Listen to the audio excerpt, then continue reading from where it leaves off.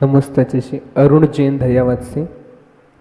योग करना स्वास्थ्य के लिए अच्छा है, पर मन वचन काय रूपी योग कैसे स्वस्थ रखें? मन को भगवान की भक्ति में लगा करके, ध्यान में लगा करके, जाप में लगा करके स्वस्थ रखें। वचन को भजन गा करके, शुभ शब्द बोल करके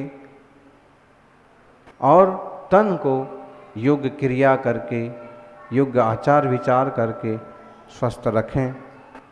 अगर घर के और अपने ज़रूरी काम आप अपने ईमानदारी से, पूरी निष्ठा से, पूरी तरह से करते हैं तो अलग से कोई योग करने की भी ज़रूरत नहीं पड़ती है। अपने घर में माँ बाप का हाथ बटाएं और फिर भी आपकी रुचि है थोड़ा सा फूंफा भी कर लो, कोई दिक्कत की बात नहीं। ओम। नमस्ते आचार्य। ऋषभ जैन दिल्ली से। आचार्य, आपका विहार दिल्ली के लिए कब होगा? हो चुका है बोलने का, और वापस आ गए यहाँ तक।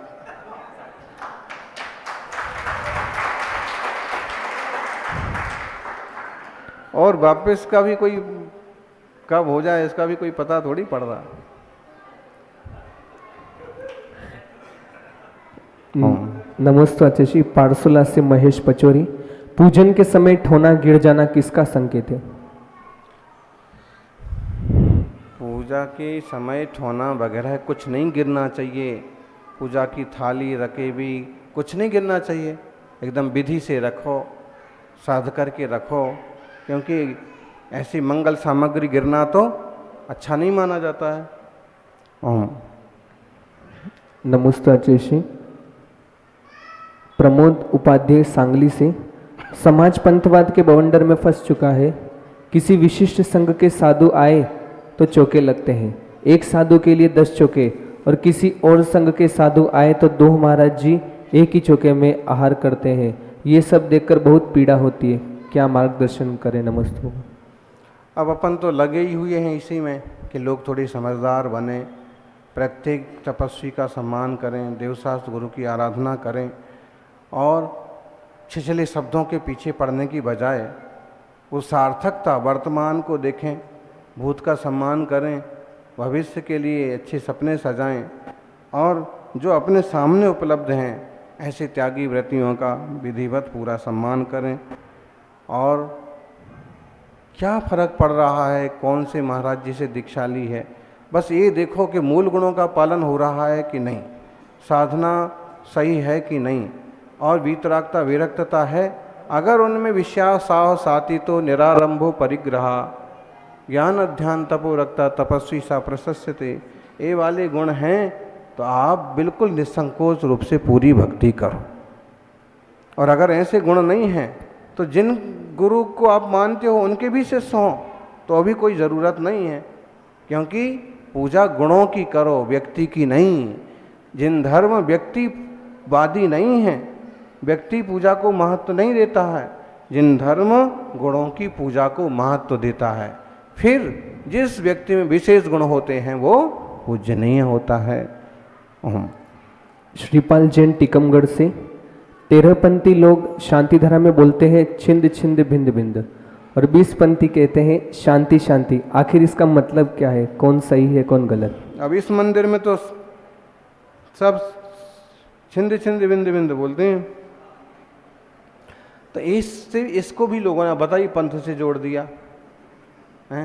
हाँ, तो जैसे 1-2 साधक बोलते हैं शांति शांति, उसका मतलब है कि सब जगह शांति हो, हैं, गो मारिम शांतिम शांतिम, लेकिन एक प्राचीन जो उपलब्ध रूप है वो यही है छिंदी छिंदी भिंदी भिंदी।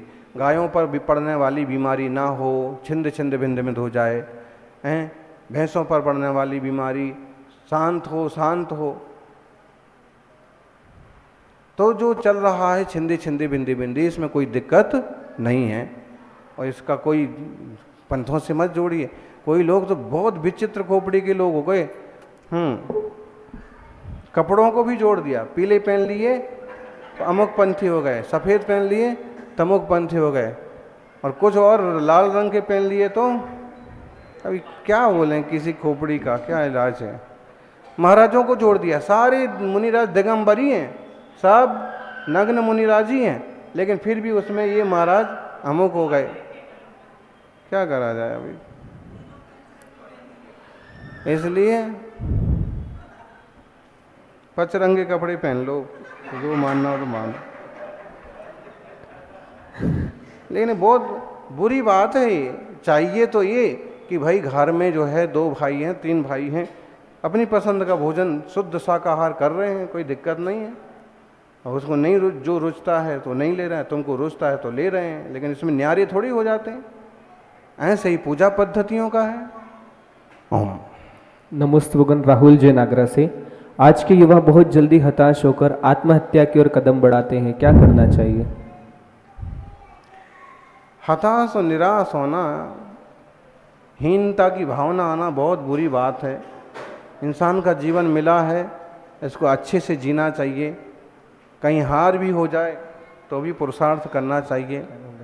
और ठान ही लिया है कि मरना ही है तो गिरनार की 5वीं टॉक पर चले जाना चाहिए, ताकि वहाँ कोई पंडा वगैरह धक्का दे तो कम से कम जैन धर्म के लिए बलिदानी कुर्बान तो कहलाओगे। ये भारत पाकिस्तान की सीमा पर चले जाओ, माने कुछ अगर ऐसे ही मरना ही है तो उसका भी कुछ सदुपयोग करके जाओ। हाँ, कुछ करके मालूम पड़ गए 6 महीने में हम कैंसर से या अमुक बीमारी से मरने वाले हैं, पहुंच जाओ गिरनार जी, यहीं बैठेंगे, हम चरण छू के ही जाएंगे, हम पूजा करके ही जाएंगे। और तो पता तो पड़ ही गया अब। तो अगर माने ऐसा कुछ होने वाला है तो ऐसा कुछ अतरंगी काम करो कि किसी रूप में अमर तो हो जाओ। ओम नमस्ते आचार्य। रानी जैन जबलपुर से। मंदिर में घंटा बजाने का क्या महत्व है? उससे पूजा करते हैं ना जो शांति से, उनको भी खबर पड़ती रहती है। पूजा करते करते जो ऊँगने लगते हैं उनको भी खबर पड़ती है, और जो लोग अभी बिस्तर से नहीं उठते उनको भी मालूम पड़ता है कि घंटे बजने लगे। बाकी तो घंटा दिव्य ध्वनि का प्रतीक है, तो वही एक तरह से दिव्य नाद है, उसे करना चाहिए। ओम नमस्ते आचार्य। पारस सोगानी जयपुर से। आचार्य, सीता जी के जीव ने इतने कष्ट सहन किया वो इसलिए कि राम जी के प्रति उनकी अटूट श्रद्धा और समर्पण था। फिर राम जी का सीता जी के प्रति रहने वाला अटूट स्नेह और विश्वास उन्हें बल प्रदान करता था।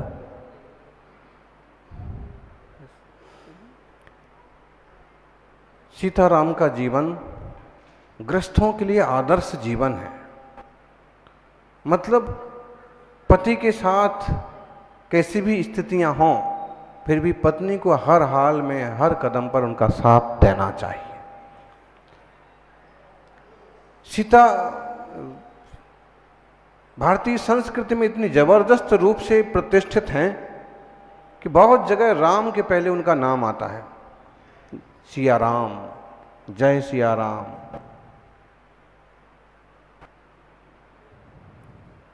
सच्चा आदर्श है उनका जीवन। एक गृहस्थी क्या होता है, एक दाम्पत्य जीवन कैसे निभता है, कैसे चलता है। पति परमेश्वर की जो अवधारणा रही वो एक भारतीय संस्कृति का गजब का मूल्यांकन रहा, और उन्होंने उसे प्रैक्टिकल करके दिखाया। आजकल बात बात में पति पत्नी भिड़ जाते हैं, दूर हो जाते हैं। इन बेवकूफ़ों के लिए तो उनका अंश स्पर्श करना भी दुर्लभ है। लेकिन आज भी जो भारतीय संस्कृति श्रमण संस्कृति के हिसाब से चलते हैं लोग, वो आज भी कुछ ना कुछ उन मूल्यों को अपनाते हैं। एक दूसरे का सम्मान रखते हैं, एक दूसरे का आदर रखते हैं, और जीवन किनारे तक लेके जाते हैं। भारतीय संस्कृति में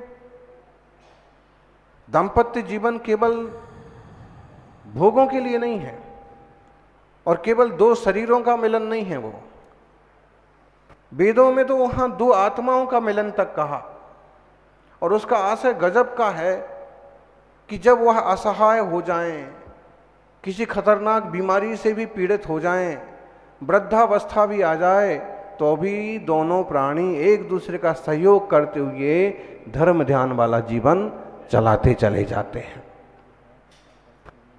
अगर वो सम्य दृष्टि है और ये बात समझ भी जाएं कि आत्मा अलग है, शरीर अलग है, कोई किसी का नहीं होता है, फिर भी गृहस्थी के निर्वाह करने के मामले में वे एक दूसरे का सहयोग करते हैं।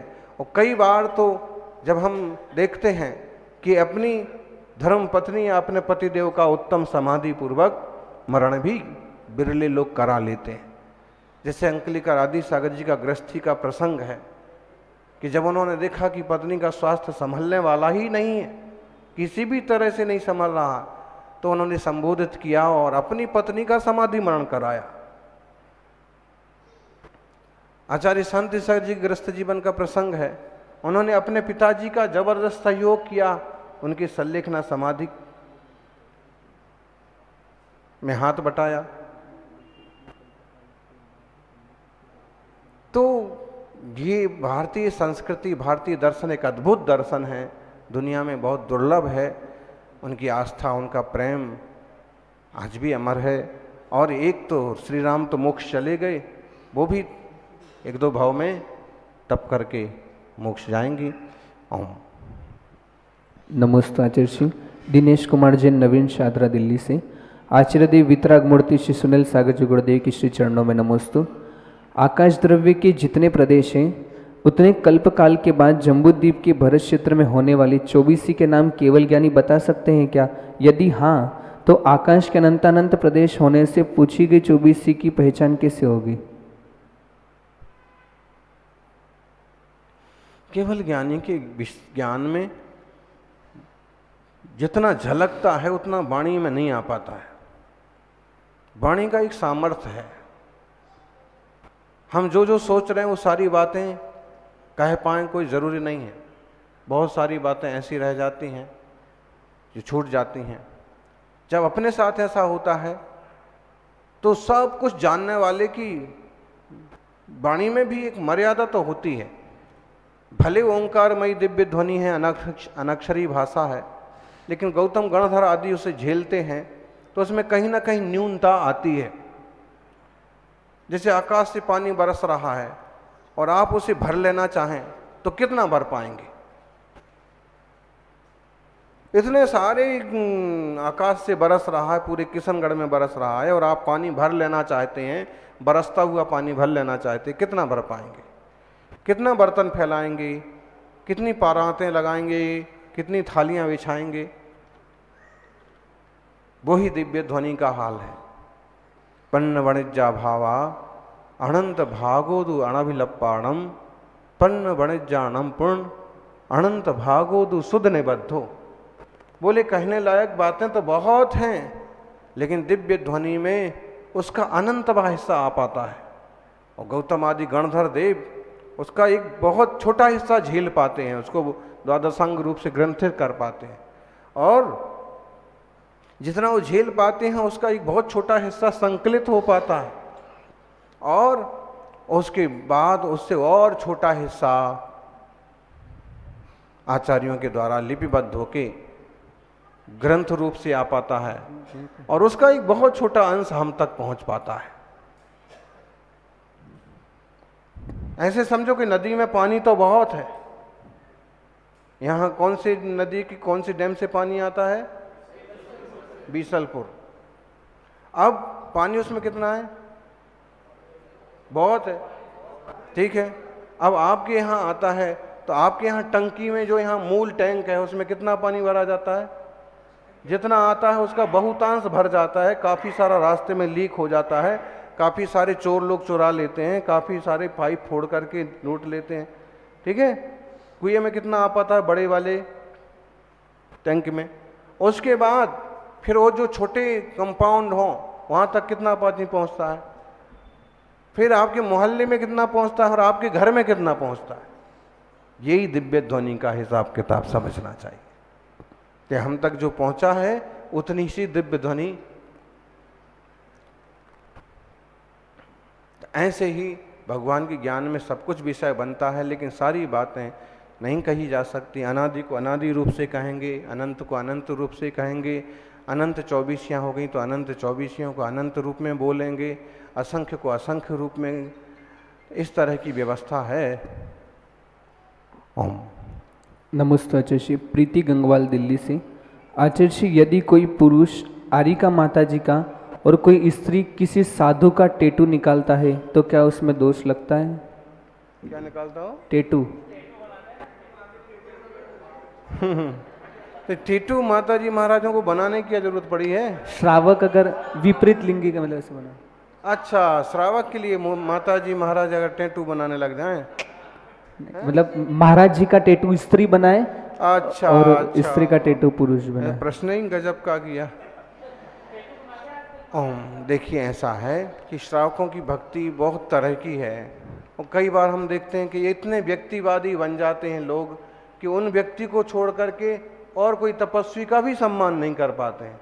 तो इतने ज़्यादा व्यक्तिवादी नहीं बनना चाहिए। वो भी पूज्य हैं, आपकी विशेष आस्था उनसे जुड़ गई है, किसी की सन्मति सागर जी से जुड़ी है, किसी की विद्यासागर जी से जुड़ी है, किसी की वर्धमान जी से जुड़ी है, किसी की विजयमती जी से जुड़ी है, वो जुड़ गई, अच्छी बात है। कम से कम एक आसरा मिल गया तुमको, सीधा सट ठिकाना है कि कभी भी आप चाहें तो उनका लाभ ले सकते हो।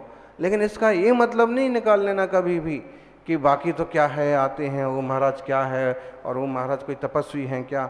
इस टाइप से अपने को, वो मूल गुणों का पालन कर रहे ना, इस युग में वही बहुत है और उनकी सबकी भक्ति वंदना होना चाहिए।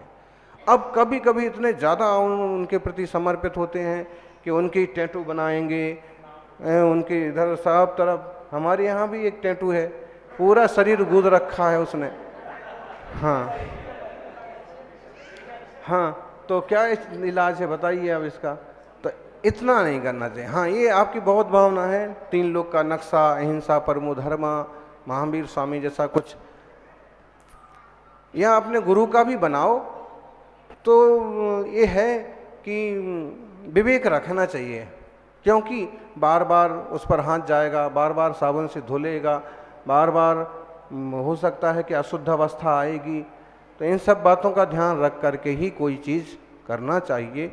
भक्ति तो अब शरीर पर क्या बनाना, अपने मन पर छाप लगा लो, फ्री हो जाओ हमेशा के लिए।